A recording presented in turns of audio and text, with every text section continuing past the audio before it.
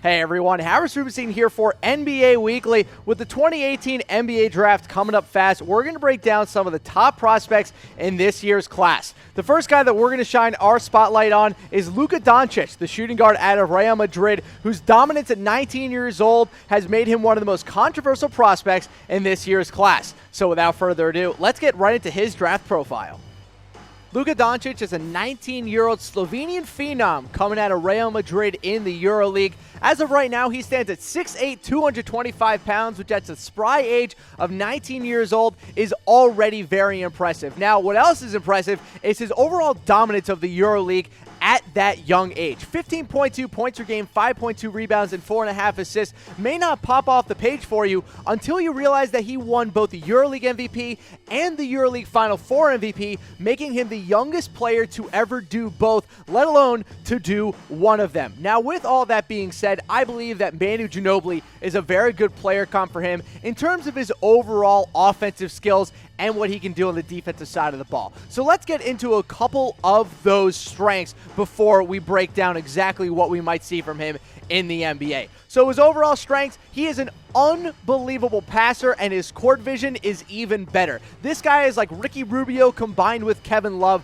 He knows where the guy is going to be, maybe 2 steps ahead of the defense, and has the strength to get the ball to him on a line. I find that I'm just constantly in awe watching this guy pass the ball around the basketball court. It is unbelievable the amount of passes he can pick out before even I see them. And again, I'm no NBA prospect, but it's still very impressive. I find his ability to score off the dribble to also maybe be the best part of his offensive game. Some guys just know how to put the ball in the bucket, and Luka Doncic falls into that category. He has so many different moves and so many different ways to score. He loves to go around people, to go through them, to shoot over them. He has a full arsenal of NBA-ready shots, including an okay three-point game that needs to improve, but overall, I think his offensive game is maybe the most polished of any EuroLeague guard to come out in almost a decade. And again, his dominance of the EuroLeague at 19 is completely unprecedented. We have never seen a player do what Luka Doncic has been able to do over the past couple of years in the EuroLeague. He started playing for Real Madrid when he was 17 years old, and the past 2 years have just been unbelievable to watch. Let's look at a couple recent EuroLeague draftees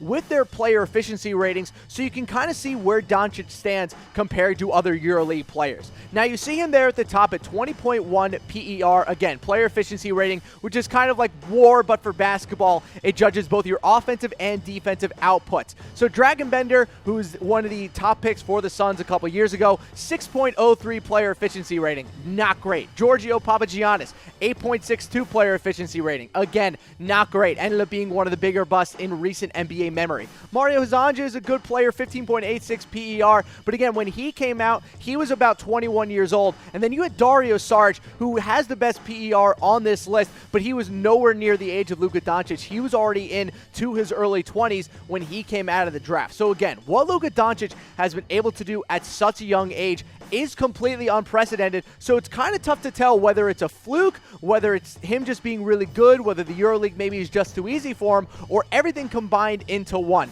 But he is an elite offensive prospect. But let's get into a couple of his weaknesses, because there are definitely some important ones that we need to cover. So first thing first, I find that his defense can be lacking at times. I find that quicker guards get around him pretty easily, and he doesn't have a great idea of where to go in a pick and roll game, which is going to get him in trouble in the modern day NBA. I also find that when he has to post up against someone, or at least in the post, he doesn't really know what to do. He moves his feet too much and doesn't get set. Now, on the offensive side of the ball, his shot selection is still very questionable. I think that'll improve with age and experience, but sometimes he does look 19 years old with the shots that he tries to put in. He plays a lot of hero ball, which makes a lot of sense because he does play in the EuroLeague and is the best player, but on a lot of drives, I found him to be very wild and not have a concrete idea of what he wants to do when he gets to the basket. He doesn't use his size and his strength enough when he gets around the hoop. I find that he flails a lot and doesn't go through people enough, and he tries to just go around them. But with that problem,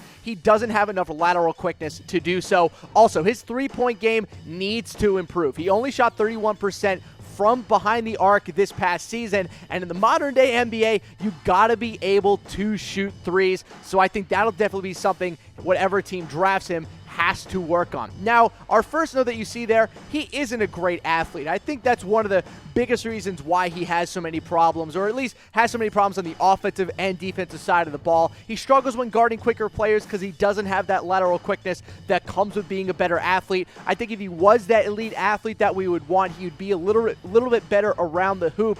But I also find that he kind of falls back on his jump shot too much. It's a good jumper, but he needs to find other ways around the hoop to get it in. He has a decent floater, but again, I want to see his explosiveness at the rim improve as he gets older and older in the NBA. But look, those are his weaknesses. He has a ton of strengths, but with all that being said, he is still, without a question, the #1 prospect in this year's draft. His superstar potential at his age is through the roof. He should end up being the best player in this entire draft class. He's my #1 overall player and my #1 overall guard. I think he's going to go #1 overall to the Phoenix Suns. They hired a Slovenian national team coach. And again, there are so few players in this draft with superstar upside like Luka Doncic does. I think he's going to end up being one of the best players in the NBA if he can get his overall offensive game to have a little bit more polish, but he will come in instantly and be an elite playmaker. If he doesn't go to the Suns, expect a team like the Grizzlies or the Mavericks